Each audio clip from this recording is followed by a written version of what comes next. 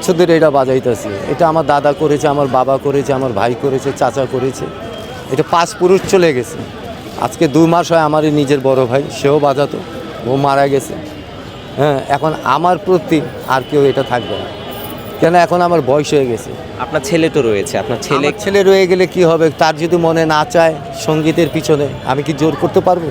কখনো পারবো না। 5টা আঙ্গুল এক সমান না। তা আমার জীবন যেভাবে সঙ্গীতে চলে আসছে, শিল্পী জগতে, আমি এইভাবে শিল্পী জগতে আমি একদিন চলে যাব।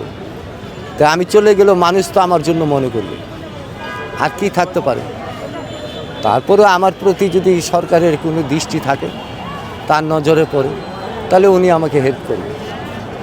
এটাই আমার কথা। Thank you.